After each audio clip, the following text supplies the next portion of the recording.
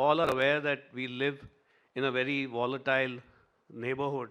And there is also, the challenges that emerge from the emerging technologies in the air defense domain with hypersonics, artificial intelligence, quantum computing, etc., as also the disproportionate cost uh, of drones and missiles versus the the defenses that are used against them. Uh, Obviously, we require newer technologies to counter them, and also I think we need to look at the role of artificial intelligence to plug these gaps as also to find the gaps when we need to penetrate the enemy defenses. And I think to discuss on most of these issues with us, we have a very eminent panel and who have been introduced by Marshal Rana. I'll just switch to you first. If you could just, give us a brief on how is the air defense structured as far as our system is concerned, and then subsequently we will look at, what is the future, does the future hold in store for air defense. Over to you. Thank you, sir. Air defense is a very lonely battle, as you can see. We are fighting absolutely lonely on this. And if you feel that this was designed to be the last, that's truly so.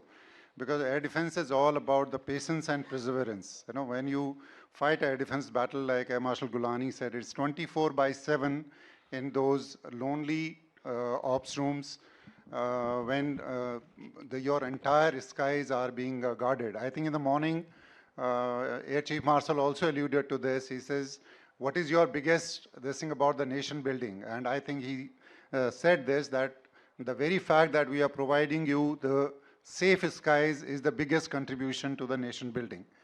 And that is what air defense does. In fact, in most simplistic form of the air defense also is most complex. Air defense is something that even in peacetime, I feel it is more complex in peacetime than it is in the wartime. In peace, the resources are limited, but the challenges are similar. In the wartime, there are more resources at your disposal for you, whether it is for detection, or it is for the interception, or it is for the destruction, which are the basic functions of air defense. General Raj also talked about this, that you have, the threat today is a multidisciplinary. Now no more is that where air defense had to tackle only with the aircrafts. Today it has become multispectral. You have, biggest threat. You heard it throughout the day. It is from the swarm drones. It is from the stealth. It's from the missiles. It's from the hypersonics. And he was saying that these are the things we are lacking. But I think more than that, we are lacking more in countering these threats, because our adversaries already have this. They are already armed with hypersonics. They are already armed with ICBMs. They are already armed with the rocket forces. Huge stockpile of this thing. So challenges are not only for us to get these technologies right, but more than that and earlier than that is to get the technologies to counter all this which already enemy has. And the air defense now today is become a continuum. It has become from the absolutely low speed, low level drones to absolutely hyper speed, hypersonic 5 to 25 Mach, this thing, and also into the airspace. So most of the countries today are talking about the defense, air defense based right up to the space. In our context as well, we are developing in that, and we are going in that direction where a lot of these systems are going to be space-based as well. So it has to be a aerospace air defense command or aerospace air defense that we have to be talking about, because you cannot segregate one threat from the other. The threat which emanates from the ICBM and it is launching, say, the HGB or HCM or the cruise missiles, or even at the same time when you have the swarm drones coming, it is in the same continuum. Your aerospace is common. So therefore, the biggest challenge for us today remains how to get this entire response mechanism integrated. And for that, you have to integrate all these systems, whether they are for the detection or they are for the interception or they are for the countering, that the final destruction part of it, in a continuum. And this integration, I think Air Force already has this in terms of IACCS is almost a decade and a half old. And IACCS already has this capability to integrate all these technologies that are there, and it's only a matter of time. And in fact, it is already an ongoing process where all these defense mechanisms or the response mechanisms are being built into this. Thank you, Air Marshal Rana. You spoke of the challenges that the nation faces because of the air defense, and what can we do to counter this? So I come to you, Air Commodore Jaswinder. Can we learn, lessons from the recent conflicts, that is the Russia-Ukraine war, as well as the Israel, the conflict in the Middle East, and how have these nations encountered these challenges, and what are the key takeaways as far as we are concerned? Sir, talking of challenges, and I can see the clock flying like a jet in front of me. So biggest challenge for me is to explain the challenges in the specified time. To understand clearly the or the lesson learned from the recent wars, we have to be correctly oriented first. In case that is to be done, we have to be clear about what terrain they are operating and what is the type of conflict which is there, nature of conflict. If we understand that, because in all the type of conflicts, every terrain, the requirements are different, the performance is different, and the handling of air defense system is different. Lot has been said about stealth, people trying to be visibly away from the radar. Always offenders have tried to get away and not get detected by the radars. But that has been a continuous fight. And but the AD operators know it is a cycle. We have gone through that. But the biggest challenge today for the air defense is the length of the war, because it is going to drain the systems and the manpower both. If we see the terrain and the nature of the war, as have been said, we can really talk of Israel, we can talk of Armenia conflict, which is in the mountains, and we can talk of the typical Russian conflict, which is a conventional war. To precisely or in a summarized way to tell these things, firstly, we need to know a battlefield environment. Most important thing for any air force or any air defense is to create a battlefield environment. Like it has been brought out in Israel, they have multi-layered system. They have a system wherein there is a complete integration of the systems. Even ISR is integrated into the system, even the weapon system, everything is integrated. So therefore, their systems and in their environment, the integration almost is perfect. It is not easy to avoid 5,000 missiles in a day, 1,100 plus missiles from Iran in a day with 90-95% accuracy. So they have a system in place. But the advantage with them is whatever the sensors or the systems they are operating from, they are operating at sea level. There are not much of terrain implications, and they are performing at their peak. The system, by virtue of terrain itself, will perform at their peak. In the mountains, Armenia, there were mountains. Obviously, there are blind zones. The system will not operate to the way it is expected to operate. However, when you go to Russia, in Russia, the battle space management or the battle awareness, situational awareness was also good in terms of Ukraine, because the systems which they were operating, the NATO AWACS were operating, and the ground systems has been integrated, and there was a clear air picture which was there for command and control in the Ukraine. However, the biggest lesson is from Russia. The most important sensor of creating an situational awareness is AWACS. And never ever it has happened that AWACS has been shot down. In this case, in Russia, they lost two AWACS.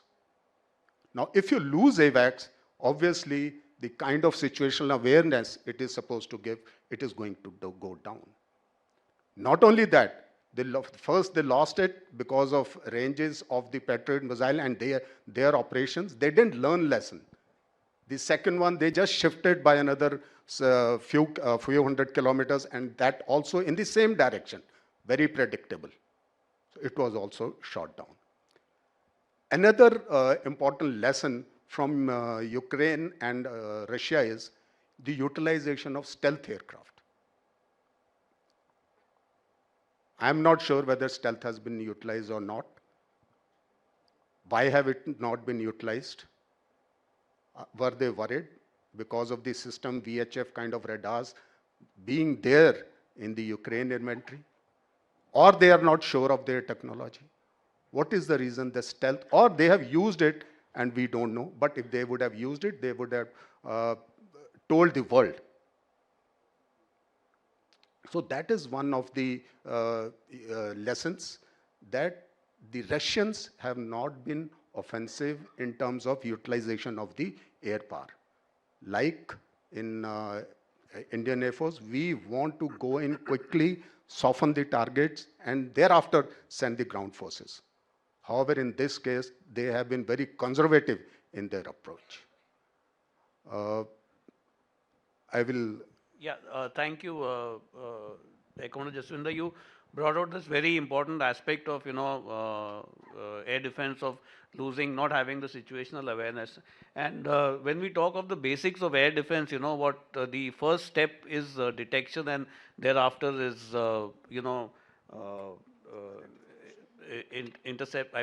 identification, interception, and destruction. So when it comes to detection, I think stealth poses a major challenge. Platforms with low radar cross section, like small drones and the fifth generation fighters. So if I may ask you, Group Captain Pandey, what are the challenges faced by these technologies, and what can we do to overcome them? The foremost thing is... Mike, just hold it. The foremost thing is Duhe, the air warfare thinker. He told, whosoever controls the sky controls the war. And in today's world, where emerging technology is coming with a rapid mode, every air force is trying to dominate in the air. The important is, like it has been highlighted in all lessons which we have learned in recent conflicts, that ground-based air defense systems, they have taken a great toll. They have made life hell, and finally Russians and as well as Ukrainian both have adopted air denial.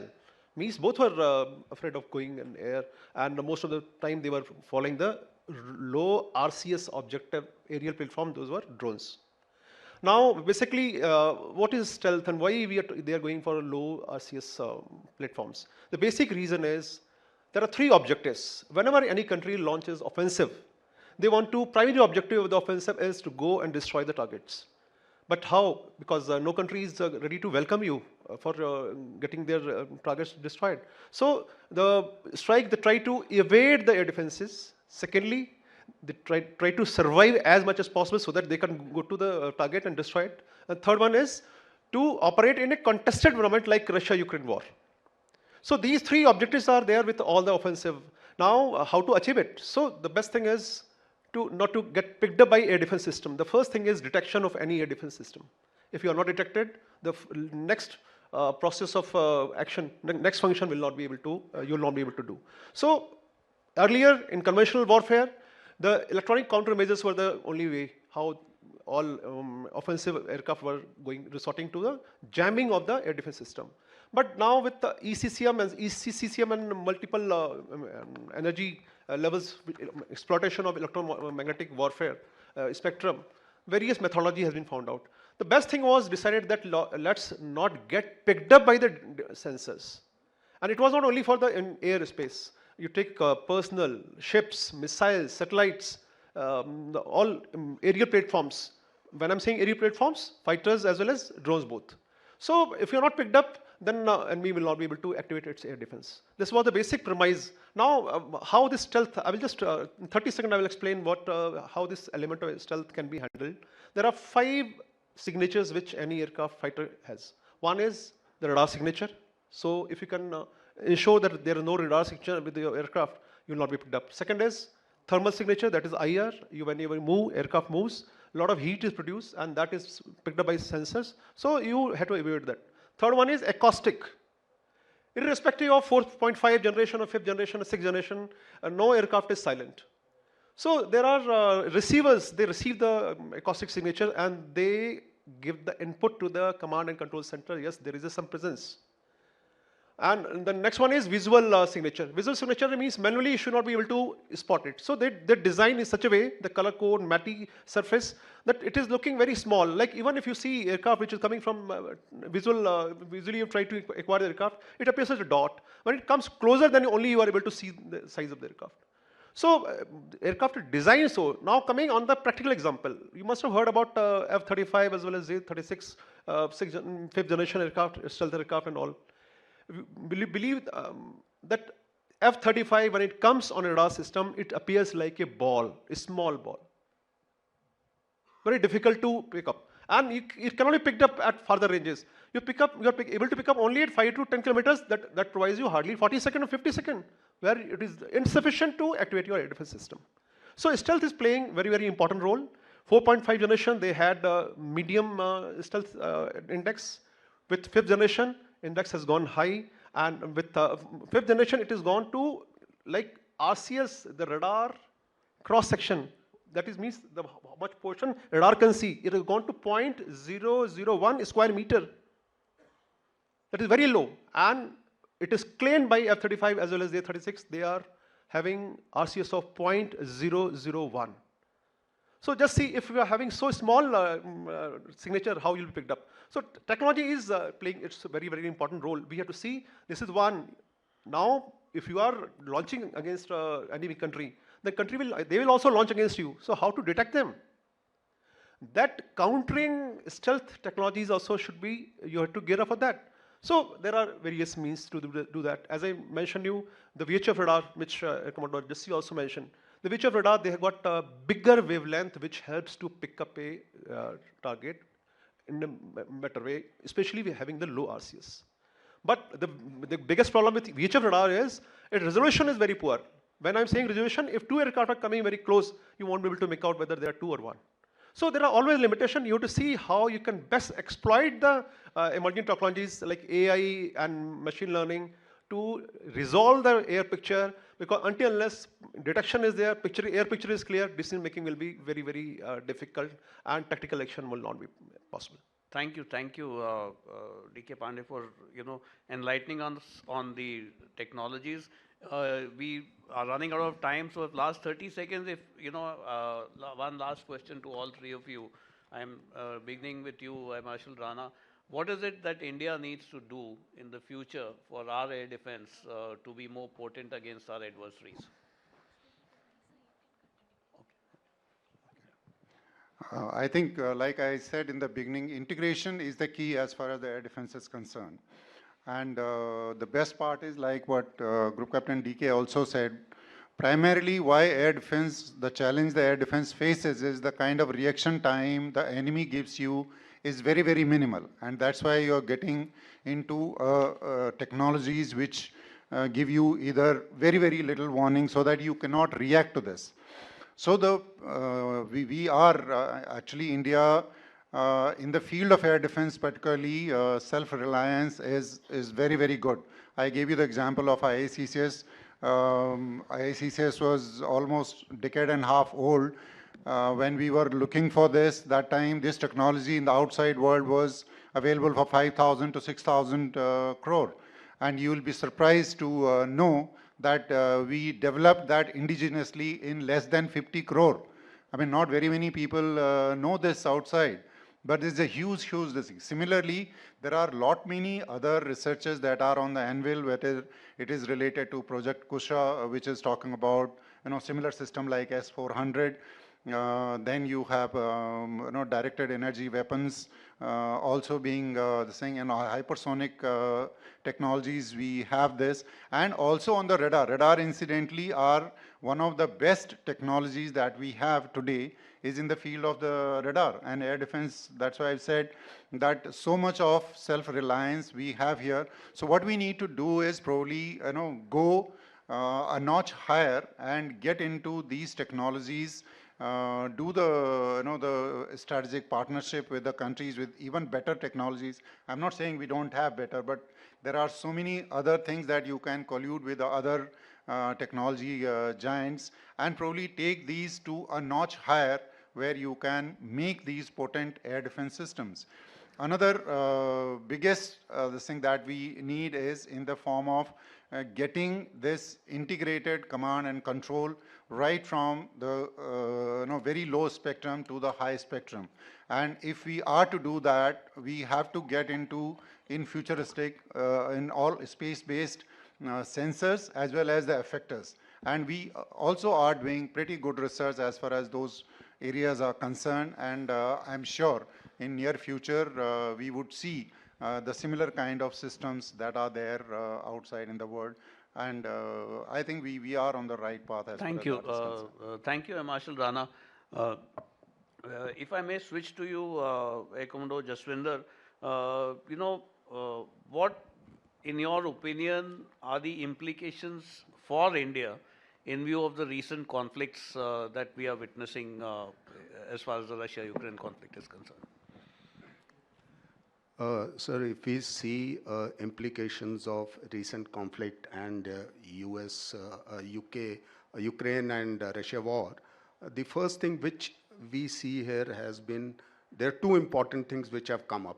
One is integration and the other is survivability. So as of now, we, in a doctrinal manner, in air defense, we talk of detection, identification, interception and destruction. So as to change our mindset itself, there is a requirement of including these aspects into the doctrine itself. So rather than having 4 objectives, the air defense should have these 2 additional objectives, in the sense you will integrate and you will survive also. So therefore, thereafter, we will progress like that. Another important thing is stealth, which most of us are talking of, and drone not being picked up, but there is a possibility of VHF radar seriously picking up both the things. And it has been seen during Armenian conflict also. The one shot which was the 2 shots which were taken on TB2 were by detection by VHF radar and a missile shot by the shoulder fire. So there is a strong possibility that these VHF band has to be optimized and it has to be weaponized. I think India is looking for removing these drawbacks. In this band, we are going to have a system, probably we are looking at a system wherein we will have a better VHF system which was conventionally there. International collaboration, I think in terms of, we have seen in Ukraine-Russia war, the war is extended to almost 3 years, and also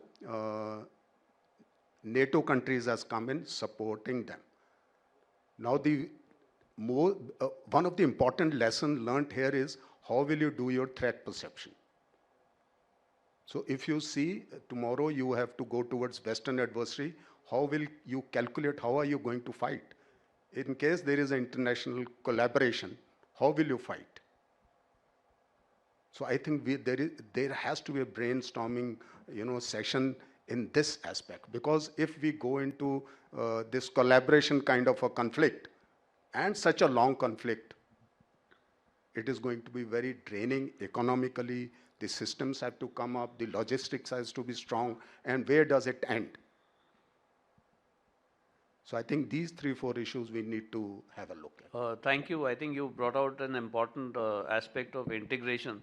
While the integration of sensors is taking place within the country between the three services, I think it is the integration of the communication that is still not, we are not there as yet as far as the AFNet, the Trigun and the Akashtir is concerned, which is work in progress. And when you talk of international collaboration, I think air domain awareness is something that is being talked of amongst the countries. And in the last exercise, Tarang Shakti, there was a seminar also held in which I also happened to be a part of it, where we discussed these issues with friendly foreign countries. Coming to the last question to you, Group Captain Pandey, is that, when we talk of low RCS and stealth, where are we as far as India is concerned, and what is the way forward that we need to look at in this domain? It is very heartening that DRDO and HL both are doing very nice job in this field, because they are also observing, yes, threat perception has to be understood correctly, and what type of counter measures we have to create. I will sum up in 2 lines only. One is we should have technological asymmetry in terms of exploiting the VHF or HF radars, as well as the aircraft designing. AMCA is coming with all stealth elements, like the airframe designing. It is supposed to be having again 0.001 square meter RCS. That is what is there in the papers. So it is good. Now requirement is how to leverage the technology which is already available with us for the future inductions, like Tejas Mark 1, Mark 2, both are in pipeline, and in future also we are planning other aircraft also, how we can utilize this present technology. And the second point is procedural changes, like if you want to detect stealth aircraft, you have to go multiple radars, number one. Number two, you should have integration of all the sensors, whether they are in space or on the ground or underwater. Until this integration is there, because somebody may be picking up, if we have got multiple radars, these stealth aircraft are not zero detectable. They will be detected, only problem is somebody will detect somewhere. So deployment of your sensors has to be such a way that you are having, like the present scenario is you do have a manual observation post. They observe, they report. Similarly, the frontal radars, flanking radars are there. So series of radars, each is giving some input, and with ICCS, they are networking, nice integration. If it takes proper, the multi-sensor tracking is accurate, then we'll be able to pick up stealth wherever we want. Now, the proper designing of the system as well as the deployment are the 2 very, very crucial factors as far as countering stealth attack is concerned.